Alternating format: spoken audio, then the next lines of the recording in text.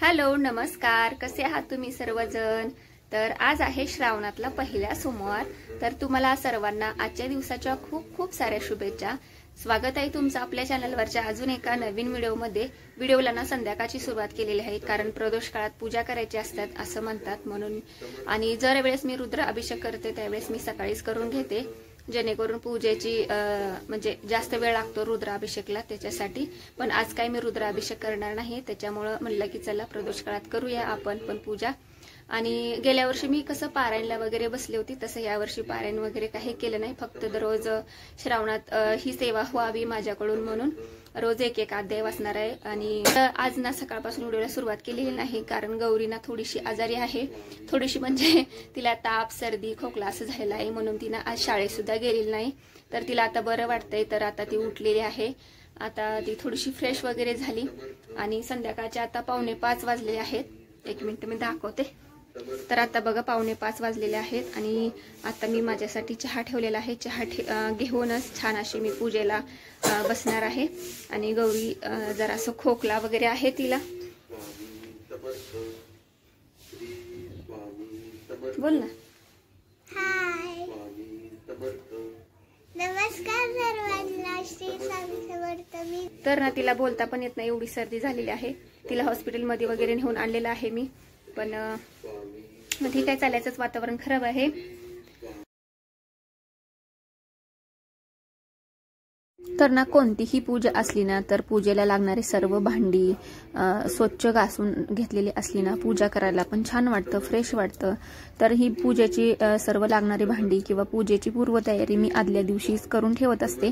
पण यावेळेस ना थोडीशी गडबड झाली, म्हणजेच की गौरी आजारी असल्यामुळे तिला हॉस्पिटलमध्ये नेणं आणणं हे सर्व चालू होतं। आणि घरात लेकरू आजारी असलं की आपलं लक्षच कुठं लागत नाही, असं माझ्या तर बाबतीत होतं। तर मग म्हटलं जाऊ दे, साधी सिंपलच पूजा करणार आहे मी अगदी। तर त्यासाठी लागणारी सर्व इथं भांडी जे काय आहे ती 2-3 ताटे घेतलेत घासायला। आणि ही जी गळती आहे ना ती खूप उपयोगी पडते मला। कोणताही पूजा अभिषेक असो, गणपती बाप्पांचा असो किंवा महादेवांचा असो, तर छान होतं त्याने, म्हणजे आपलं वाचन वगैरे बंद पडत नाही अभिषेक चालू असताना। तर म्हणून ही ना मी मिशोवरून मागवली होती, गेले 3 वर्ष झालं मी वापरते। फक्त याच्यावरचा जो तांब्या आहे ना, तांब्याचा छोटूसा, तो मिशोवरून मागवलेला होता ना, तो अगदी छोटा होता, मग तो पाणी लगेच त्यातलं संपायचं म्हणून मी ना आमच्या इथूनच हे गेल्या वर्षी ना हा घेतला होता, छोटासा तांब्या आहे तो, हे जरा बरा पडतो। तर इथं सर्व पूजेची भांडी मी घासून घेतली होती। तर गौरी बोलली की मी ही भांडी तुला पुसून देते आई। तर म्हणलं ठीक आहे। तर नाही, तर मी माझ्यासाठी चहा बनवला होता, दुपारी केशरचं दूध घेतलं होतं ना, त्याच पातेल्यात मी आता चहा ठेवलेला आहे। तर चहा होते तोपर्यंत मी ही देवाची छान अशी भांडी घासलेली आहेत ना ती पुसून घेते मस्त अशी। तर भांडी हातात घेते, तुझ्या हातात राहू देते, मी हे घेते हातात फक्त। हो, आणि हे सुद्धा आहे।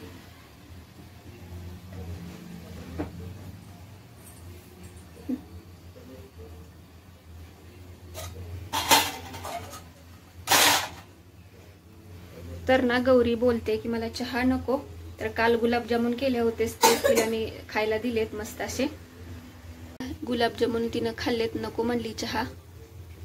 तर माझा चहा सुद्धा छान असा उकळतोय।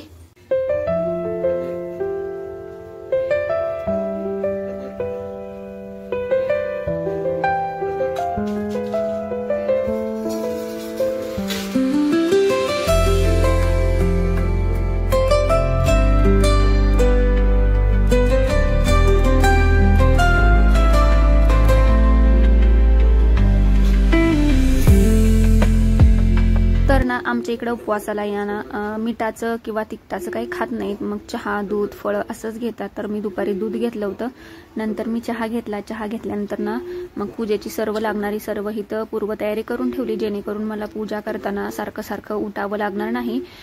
जे काही लागणार ना ते सर्व एकदाच घेते आणून, तर पण नंतर वाटतं ना हे राहिलं ते राहिलं, तर असं काही होऊ नये म्हणून। आणि गौरीने सुद्धा मला छान अशी हेल्प केली होती, भांडी वगैरे सर्व स्वच्छ पुसून दिले होते।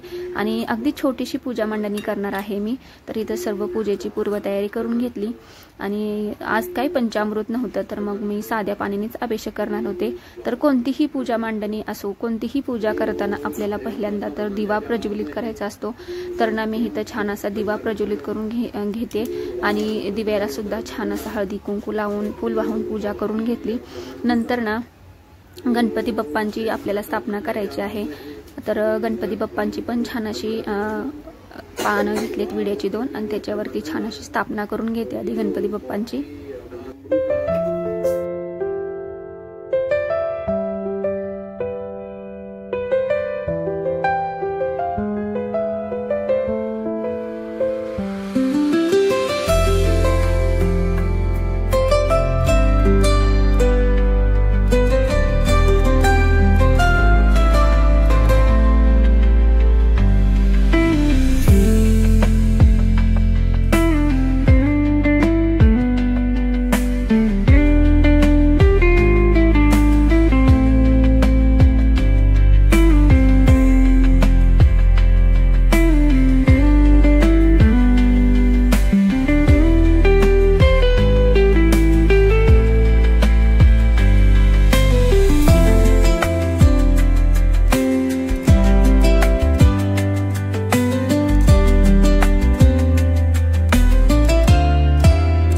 गणपती बाप्पांची स्थापना करून घेतली.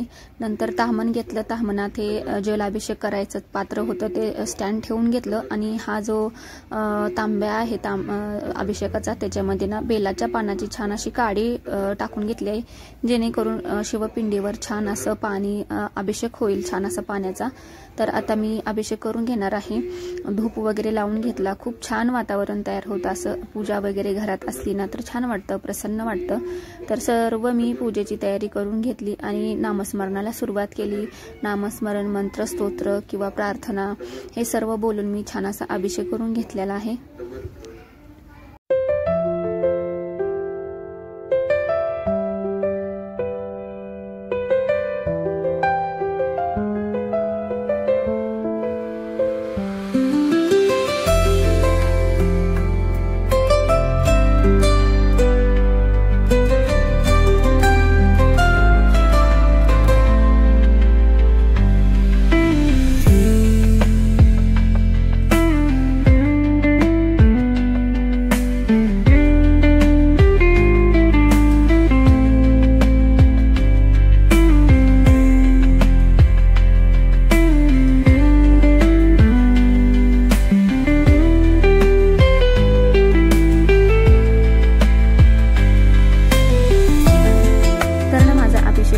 करून झाला.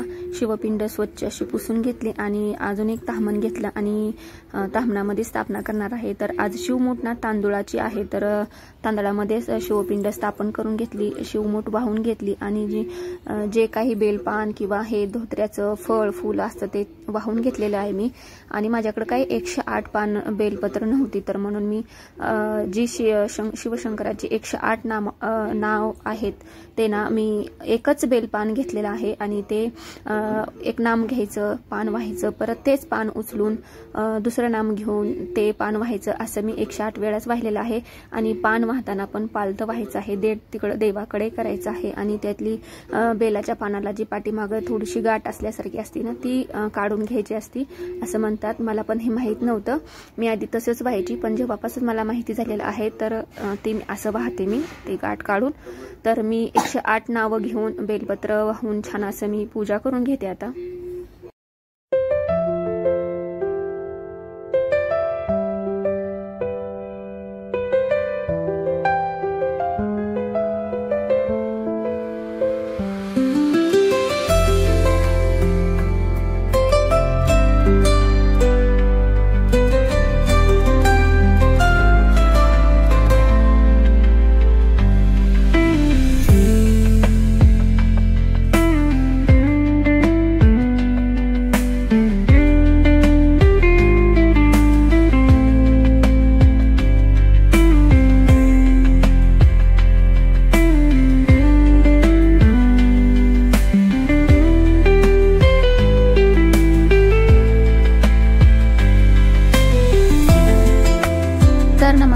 सुंदर अशी पूजा करून झाली, माझं मंत्र स्तोत्र पठण करून झालं, वाचन सुद्धा करून झालं आणि नंतर मी रांगोळी काढली आणि थोडंसं फुलं ठेवले आहे सजावटीसाठी आणि जे काही फळं होती घरात अवेलेबल त्याचाच नैवेद्य दाखवलेला आहे मी इथं आणि दूध साखर सुद्धा ठेवलेला आहे। तुम्ही दूध साखर सुद्धा ठेवलं तर चालेल, फळच असावी असं काही नाही किंवा ड्रायफ्रूटच असावं असं काही नाहीये। तुम्ही जे काही श्रद्धेने मनापासून मनाभावेने पूजा करसाल, एखादं खडी साखर किंवा आपली साधी साखर किंवा दूध साखर याचा नैवेद्य सुद्धा चालतो। तर मी इथं नैवेद्य दाखवून घेतला आणि छान अशी आपली आजची सागर संगीत पूजा साधी सिंपल अगदी संपन्न झालेली आहे। खूप घरामध्ये छान प्रसन्न वाटत आहे।